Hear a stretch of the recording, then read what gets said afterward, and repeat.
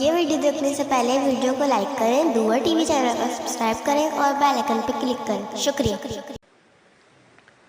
तो इसलिए तो खैर और शर के चूंकि दोनों मादे रखे हैं, और खैर के मादे का मतलब कि खैर को हासिल करो, और शर के मादे का मतलब शर से बचो, और यही अमर और नहीं, किसी चीज़ का हुक्म देना और किसी चीज़ से रोकना, उसके लिए शरीयत जब अंबिया इकराम अलैहिस्सलाम लेकर आए तो शरीयत के भी अल्लाह तबारक व तआला दो हिस्से रखे। एक मामूरात थे कि जिसका हुक्म दिया गया था इसको तुमने करना है, और एक मनीयात थे जिससे रोका गया था ममनुआत से कि इससे तुमने बचना है।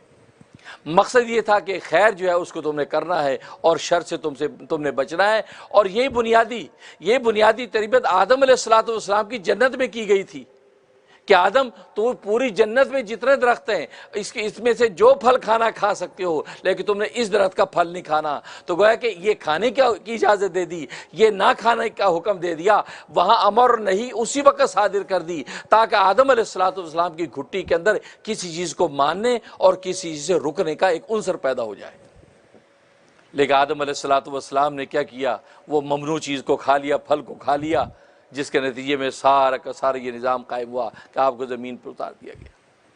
इसलिए फरमाया वला तक़रब वकुला मिनहा रगदन हैसु शिअतुमा वकुला, ये तस्निया का सीगा, आदम और हव्वा तुम दोनों जी भर के खाओ जहाँ से चाहो, ये जन्नत तुम्हारे लिए ओपन है, जी भर के जहाँ जन्नत में जहाँ से चाहे खाओ, यहाँ से खाओ, इस दरख्त से खाओ, वहाँ से खाओ, ये तुम्हें खुली इजाज़त। लेकिन वला तक़रबा हाज़ी शजरा था, इस दरख्त के करीब ना जाना, इस दरख्त के करीब ना जाना, पूरी जन्नत मुबा कर दी और इस दरख्त के करीब ना जाना, फतकूना मिनज़्ज़ालिमीन, वरना तुम जालिमों में से हो जाओगे। तो देखो अमर और नहीं दोनों पर मुश्तमिल है अल्लाह तबारक व तआला का हुक्म। और मकसद ये था कि आदम अलैहिस्सलाम की तरबियत जब इस बुनियाद पर हो जाएगी तो आदम अलैहिस्सलाम की ज़ुर्रियत जब दुनिया में आएगी तो उसको पता होगा हमें दुनिया में कुछ काम करने के हैं और कुछ कामों से बचना है। ऐसा नहीं कि मन माने की ज़िंदगी गुजारनी है, शुतर बेमुहार ज़िंदगी गुजारनी, जो सामने आया खा लिया, जो सामने आया पी लिया, जो सामने आया पहन लिया, जब चाहे जाग गए, जब चाहे सो गए, जब चाहे चल दिए, जब चाहे रुक गए। वह कह मन माने की ज़िंदगी नहीं है, शुतर बेमुहार ज़िंदगी नहीं है, बल्कि तुम्हारी ज़िंदगी एक ज़ाब्ता शरीयत के तहत होगी। कुछ काम तुम्हारे करने के होंगे और कुछ तुम्हारे काम ना करने के होंगे। इसलिए फतकूना मिनज़्ज़ालिमीन, वरना तुम जालिमों में से हो जाओगे। और वही हुआ कि आदम अलैहिस्सलाम ने फल खा लिया, और जैसे मैंने अर्ज़ किया था कि इब्लीस ने आपको धोखे में डाल दिया, आप वो फल खा बैठे। और अल्लामा बग़वी रहमतुल्लाह अलैह लिखते हैं कि आदम और हव्वा जब जन्नत में दाखिल हो गए, जन्नत की रानाई और रौनक देखकर बड़े खुश हो रहे हैं, निहाल हो रहे हैं।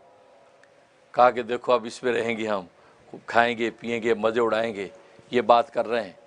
तो पीछे इब्लीस आकर खड़ा है, और पीछे खड़ा है वो, और रोने लगा। इन्होंने पीछे देखा है ये कौन आ गया, रो रहा, ऐसा रोया, इतना रोया कि उसके रोने पर इन दोनों को रोना आ गया कि भाई खैरियत है, क्यों रोते हो, क्या मसला है, बात क्या है, रो रहा। कहा कि मैं तुम्हीं पर रो रहा हूँ। भाई हम पे क्यों रो रहे हो? कहा कि अल्लाह ने तुम्हें जन्नत दी, अपना क़ुर्ब दिया, ये नेमतें तुम्हारे लिए मुबाह कर दी, मैं रो ये रहा हूँ कि तुम हमेशा इसमें नहीं रह सकोगे, तुम मर जाओगे, सब छूट जाएगा। अब जब मरने की बात सुनी तो आदम अलैहिस्सलाम खौफज़दा हो गए, हैं अच्छा ये मर के सब छूट जाएगा। अब जब घबराए तो इसने दिल में सोचा इसका मतलब है कि तीर निशाने पे लगा है, चेहरे का रंग फ़क हो गया है, असर लिया मेरी बात का।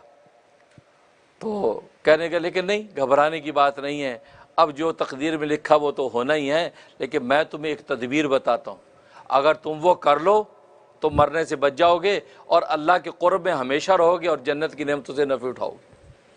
अब जब ये बात की तो आदम अलैहिस्सलाम ने कहा हाँ वो क्या रास्ता है? कहा कि वो जो दरख्त है कि जिसके फल के खाने से मना किया अल्लाह तबारक व तआला ने, तुम्हारी हयात जावेदानी तो उसी में है, बस वो तुम खा लो, हमेशा हमेशा ज़िंदा रहोगे। अब जब ये बात सुनी तो आदम अलैहिस्सलाम ने नहीं, अल्लाह ने मना कर दिया, वो नहीं खाऊंगा मैं, हो ही नहीं सकता।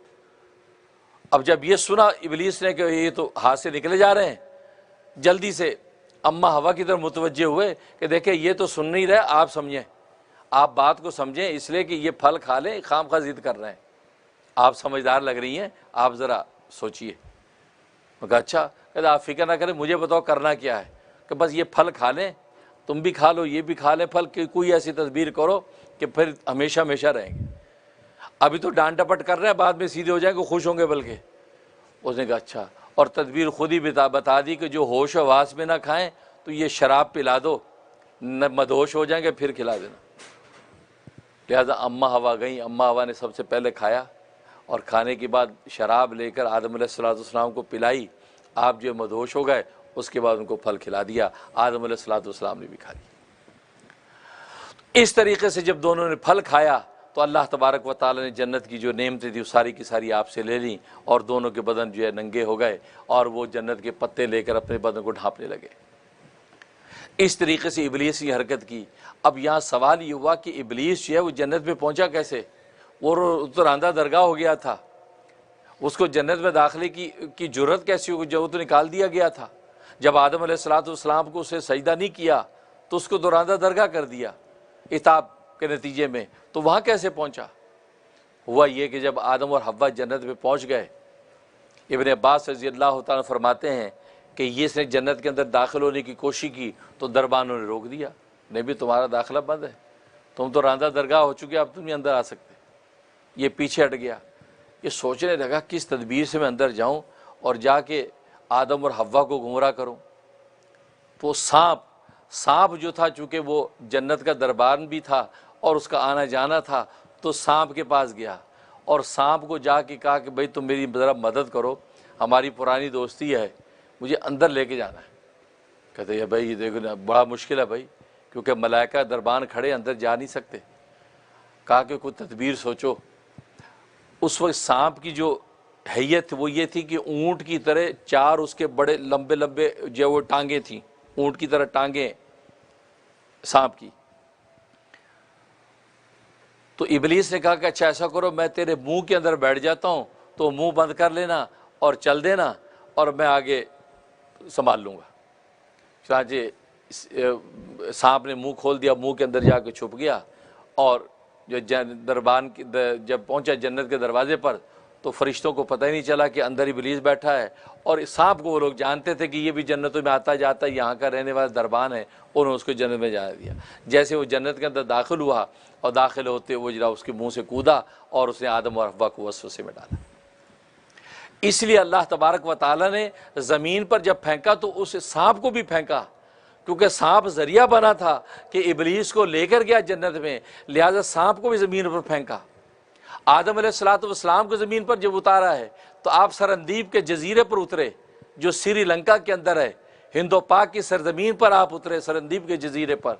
और हव्वा जब उतरी हैं तो वो जद्दा के इलाके में, जद्दा इसलिए जद्दा को जद्दा कहते हैं, इसलिए कि जद्दा दादी को कहते हैं, तो अम्मा हवा की निस्बत से उस शहर का नाम जद्दा बन गया, उनको वहाँ उतारा गया। और ये सांप जो था, इस सांप को जो अस्फहान जो ईरान के करीब है, अस्फहान के इलाके के अंदर अल्लाह तबारक व तआला ने उतारा, क्योंकि अगर इताब उस पर भी नाजुल हुआ, क्योंकि तेरे इस दस्तरस की वजह से इब्लीस जन्नत में दाखिल हुआ और दाखिल होकर उसने आदम अलैहिस्सलाम को गोया के गुमराह किया। तो इस तरीके से इब्लीस वहाँ पर पहुँचा। तो इसलिए कुरान ने कहा फ़अज़ल्लहुम अश-शैतानु अन्हा, बस फिसला दिया शैतान ने इन दोनों को इस दरख्त के मामले में। अनहा की ज़मीन दरख्त की तरफ है कि दरख्त के मामले में उनको फिसला दिया, गोया कि उनको गुमराह कर दिया, उनको चक्कर में डाल दिया और वो ये समझे कि भाई ये दरख्त अगर खा लेंगे तो हमेशा हमेशा जन्नतों में रहेंगे और अल्लाह तबारक व तआला की क़ुर्बतें उठाएंगे।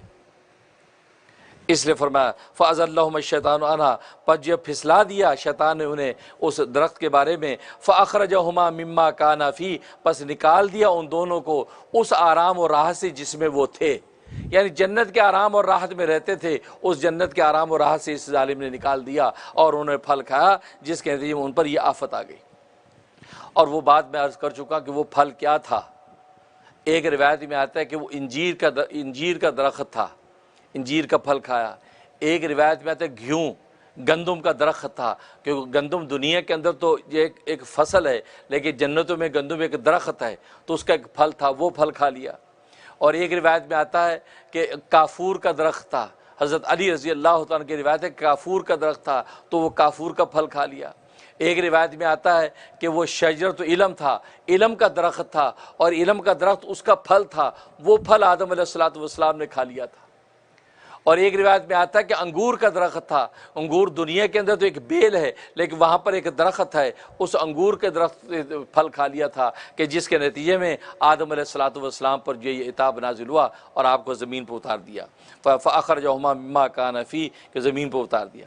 अल्लाह तबारक व तआला ने आदम अलैहिस्सलातु वस्सलाम से पूछा कि ये तुमने क्यों किया? कहा कि ए रब्बे ज़ुल जलाल, मैं तो नहीं करना चाहता था, लेकिन हव्वा ने ऐसी ऐसी मीठी बातें की, इतनी अच्छी गुफ्तगू की कि मैं उसकी बातों में आ गया, जिसके नतीजे में मैंने खा लिया। तो उस पर ये आदम अलैहिस्सलाम उस पर फरमाया अल्लाह तबारक व तआला ने कि हव्वा के ऊपर हम सज़ा जारी करेंगे। एक तो हमल की तकलीफ़ उठाएगी, हमल की विलादत के वक़्त तकलीफ़ उठाएगी, अब और फरमाया कि हर महीने की अय्याम की तकलीफ़ उठाएगी, ये तकलीफ़ हम उस पर डालते हैं। उस पर अम्मा हव्वा रोने लगी, तो फरमाया कि इन पर रोना भी मुसल्लत करते हैं, कि अम्मा हव्वा और उसकी बेटियों पर रोना मुसल्लत कर दिया गया। तो गोया कि बतौर सज़ा कि अल्लाह तबारक व तआला ने ये चीज़ें जो फितरी तौर पर हव्वा की बेटियों पर मुसल्लत कर दी। उसके बाद फरमाया वक़ुल्ना हबितू बाज़ुकुम लिबाज़िन अदुव्व, और फिर हमने हुक्म दिया कि उतर जाओ तुम यहाँ से नीचे, तुम में से बाज़ के दुश्मन होंगे, क्योंकि आदम को ज़मीन पर उतार दिया गया। फरमाया बाज़ तुम में से बाज़ के दुश्मन होंगे। इसकी तफसीर इंशाअल्लाह छोटी सी ब्रेक के बाद करते हैं। ब्रेक में आप हमारे साथ रहिएगा इंशाअल्लाह। ये दिन की बात फैलाना सदका जारिया है। सवाब की नीयत से वीडियो को शेयर कीजिए। शुक्रिया।